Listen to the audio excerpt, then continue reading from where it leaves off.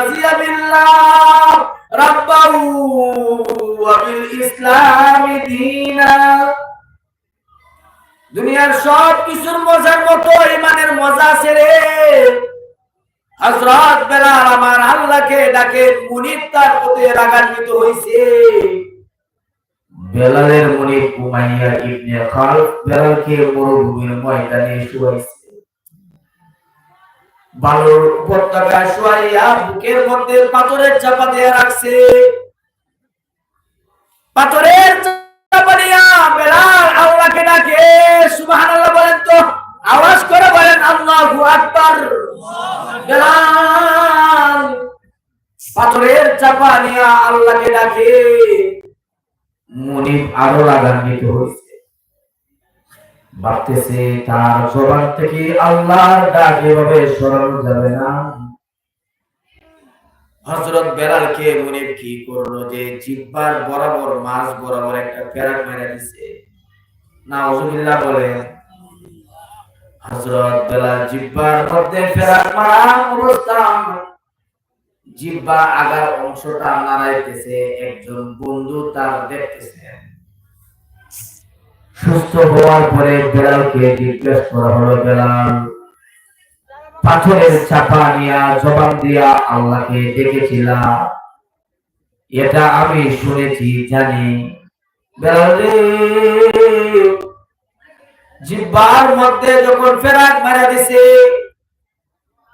মা জিহ্বার ফেরাক মারা আগার অংশ নাড়াচ্ছিল কেন রে বেলাল?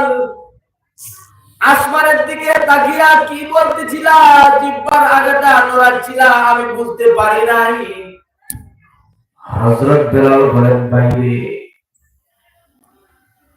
পাথরে চাপা নিয়া আল্লাহকে দেখেছিলাম, বুকে ইমানের শান্তি আর মজা পাইছিলাম।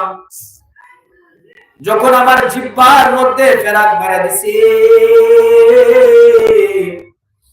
আমি যখন আমার আল্লাহকে ডাকতেছিলাম অস্পষ্ট স্পষ্ট ডাকতে পারি নাই, চেষ্টা করতেছিলাম। আমি দেখতে পেলাম আমার আল্লাহর ডাকটা আল্লাহর দরবারে কবুল হইয়া আসমান ছিদ্র কইরা আল্লাহর আরশ মহল্লায় পৌঁছেছে। যাকাতুল ঈমান, যাকাতুল ঈমান মান রাজিয়া বিল্লাহি রাব্বাহু, মান রাজিয়া বিল্লাহি রাব্বাহু ওয়া বিল ইসলামি দীনা। কিছু কিছু মানুষ আছে যারা দুনিয়ার সব মজার মতো ইমানের মজা পাইছে। এজন্যই ইমানদারিত্ব বজায় রাখার জন্য সর্বদা কয়েকটি কাজ নিজের মধ্যে জারি রাখা। এর মধ্যে একটা হলো জিকরুল মাউত, মওতকে সব সময় স্মরণ করা। আরেকটি হলো এক পারা চার পারা আওয়াজ। আর এখানে আল্লাহর পবিত্র নামটা ডাকার জন্য নিজের কণ্ঠনালী ভেঙে যা। রাজি আছেন ইনশাআল্লাহ? ভেঙে যা, ভেঙে যা।